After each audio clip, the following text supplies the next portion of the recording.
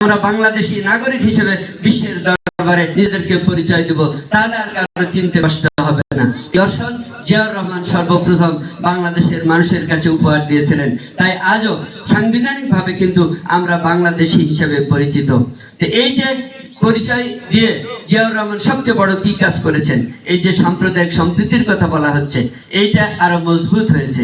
কেননা আপনি সনাতন ধর্মের মানুষ হলেও বাংলাদেশি, আমি মুসলিম সম্প্রদায়ের মানুষ হলেও বাংলাদেশি, অর্থাৎ এক পরিচয় আমাদের। তো যেখানে পরিচয় এক, সেইখানে সম্পর্ক তো মজবুত হবে, এটাই স্বাভাবিক। এই কারণেই কিন্তু এই সাম্প্রদায়িক সম্প্রীতিটা বৃদ্ধি পেয়েছে বাংলাদেশে, যেটা পৃথিবীর অন্য কোনো দেশে নাই। এই সম্প্রীতি বজায় রাখতে হবে, আমাদের ধরে রাখতে হবে, ভবিষ্যতে আরো মজবুত করতে হবে। অতীতে যেভাবেই আমরা থাকি না কেন, কারো দ্বারা প্ররোচিত হয়ে, কারো ক্ষমতার অপব্যবহারের কারণে আমরা বিভিন্ন সেক্টরে বিভক্ত ছিলাম অনেক সময়, সেগুলো ভুলে গিয়ে এখন এলাকার উন্নয়নের স্বার্থে, দেশের ঐক্য শান্তি শৃঙ্খলা বজায় রাখা, স্বাধীনতা সার্বভৌমত্বের স্বার্থে আমাদেরকে এক পরিচয়ে থাকতে হবে, ঐক্যবদ্ধ থাকতে হবে। এই বাংলাদেশ জাতীয়তাবাদী দল সেই বাংলাদেশি জাতীয়তাবাদকে ধারণ করে সেই রাজনীতি নিয়ে এই দীর্ঘদিন ধরে পথ চলছে। সুতরাং এই পতাকা তলে যদি আপনারা সবাই ঐক্যবদ্ধ থাকতে পারেন, তাহলে আপনারা নিজেরা নিরাপদ থাকবেন, দেশ জাতি সবাই নিরাপদে থাকবে, আমাদের উন্নয়ন হবে, কাজ হবে, এতে কোনো সন্দেহ নাই। তা আমি আপনাদেরকে উদাত্ত আহ্বান রাখবো, আগামী ফেব্রুয়ারিতে জাতীয় নির্বাচন হতে যাচ্ছে, সেই নির্বাচনে সাম্প্রদায়িক শক্তি যাতে মাথাচাড়া দিতে না পারে, সেইটা আপনাদের খেয়াল রাখতে হবে। বিশেষ করে ভাইরা আমার, এই বাংলাদেশে সাম্প্রদায়িক ধর্মান্ধ একটা শক্তি রয়েছে, যারা পৃথিবীর কোথাও বহু আন্তর্জাতিকভাবে তাদের সংগঠন আছে, অনেক দেশে আছে, কোথাও ক্ষমতায় আসতে পারে নাই, এইখানে তারা ক্ষমতায় আসবার দিবা স্বপ্ন দেখছে। তারা যদি মাথা চাড়া দেয়, তাহলে এই সাম্প্রদায়িক যে সম্প্রীতি আমাদের রয়েছে, এইটা বিনষ্ট হওয়ার সম্ভাবনা রয়েছে। সেই কারণে এদের দিকে আপনাদের চোখ কান খোলা রাখতে হবে, লক্ষ্য রাখতে হবে, যে কোনো ক্রমে যেন তাদের এই অপশক্তি মাথা চাড়া দিয়ে আমাদের সামনে আসতে না পারে।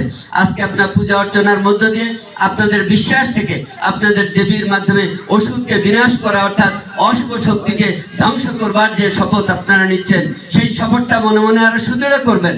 আমাদের এই দেশে কোনো অশুভ শক্তির যেন উত্থান ঘটতে না পারে, সে ব্যাপারে আপনাদের সকলকে ঐক্যবদ্ধ থাকতে হবে। তাহলে ইনশাল্লাহ ভবিষ্যতে আমরা সবাই মিলেমিশে আমরা কাজ করতে পারবো, এলাকার উন্নয়ন করতে পারবো। আপনারা মন্দিরের পক্ষ থেকে খুবই সামান্য দাবি উত্থাপন করেছেন, আমি নোট করে নিলাম।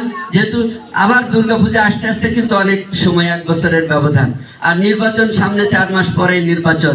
সুতরাং এই নির্বাচনের আগে এই সমস্ত কাজ কতদূর হবে আমি জানি না। একটা ব্যাপারে পরামর্শ দিয়ে যাব আপনাদের, সেটা হচ্ছে টিউবওয়েলের ব্যাপারটা, যেটা বিশেষ করে আমার বৌদিরা এটা দাবি করেছেন, আপনারাও বলেছেন যে এইখানে পূজা অর্চনা ডিউটিতে আসলে তাদেরও সমস্যা, বাইরের লোকজন আসলে তাদের সমস্যা। এই জন্য এমনি এই দোকানের টিউবওয়েল কিনে বসাতে চাইলে কালকেই বসায় দেওয়া যায়, এটা কোনো ব্যাপার না, কিন্তু এটাতে ভালো পানি আসে না, কয়েকদিন অন্তর অন্তর নষ্ট হয়। আমরা যদি পাবলিক হেলথ ইঞ্জিনিয়ারিং ডিপার্টমেন্ট থেকে একটা ভালো টিউবওয়েলের ব্যবস্থা করতে পারি, তাহলে এটা দীর্ঘদিন চলে। এই গত অর্থ বছরেও আমি 3-4টে জায়গায় এটা দেওয়ার ব্যবস্থা করেছিলাম ইউনো সাহেবকে বলে। তো সুতরাং এখনই আপনারা এই মন্দির কর্তৃপক্ষের পক্ষ থেকে একটা পাবলিক হেলথ ইঞ্জিনিয়ারিং অর্থাৎ জনস্বাস্থ্য প্রকৌশল দপ্তর রয়েছে আমাদের উপজেলায়, সেইখানে উপসহকারী প্রকৌশলী রয়েছেন, তার বরাবর একটা আবেদন লিখবেন, এইখানে একটা এই নলকূপ স্থাপনের জন্য আবেদন লিখবেন। সেই আবেদন নিয়ে আমার কাছে আসলে আমি সুপারিশ করে লিখে চিঠি দিয়ে দিব, যে ওই অফিসে জমা দিবেন, তার আগে একটা ফটোকপি করে আমার কাছে দিবেন, আর মূল কপিটা ওই অফিসে জমা দিবেন। তারপরে বাদ বাকি দায়িত্ব আমার। এটা যখনই বরাদ্দ আসবে, প্রথম প্রায়োরিটিতে যেন আপনাদের এইখানে সেই টিউবওয়েল বসে, এই ব্যবস্থা আমি করে দেবো ইনশাআল্লাহ। আর বিদ্যুতের যে অবস্থা আপনারা এখানে বলেছেন, বিদ্যুতের দুরবস্থা সারা বাংলাদেশে, আমাদের উপজেলাও তার ব্যতিক্রম নয়।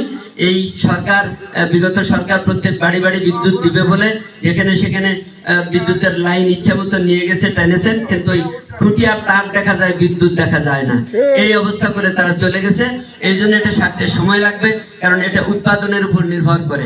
তারপরেও যাতে এই অঞ্চলে এত ঘন ঘন লোডশেডিং না হয়, এই বিষয়টা আমরা এই ছুটির মধ্যে, আর হয়তো ওইভাবে হবে না, ছুটির পরে আমরা জিএম এর সাথে কথা বলে অঞ্চল ভিত্তিক যেহেতু ভাগ করা আছে ফিডার, অন্তত আপনাদের ফিডার যাতে একটু সচল থাকে সে ব্যাপারে আমরা পদক্ষেপ গ্রহণ করবো ইনশাল্লাহ। এটুকু আশ্বস্ত করে ভবিষ্যতে নির্বাচনের পরে আপনারা আটচালা বা এগুলা বিষয়ে বড় দাবির বিষয়ে যোগাযোগ রাখবেন।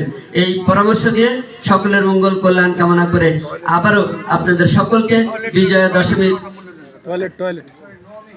হ্যাঁ, পাবলিক টয়লেট, ওই টয়লেট এমনি যদি রিংস লাভ দিয়ে করতে চান তাহলে আমরা ব্যক্তিগতভাবে করতে পারি, কিন্তু ওইভাবে করলে ভালো হবে না, টেকসই হবে না। আপনারা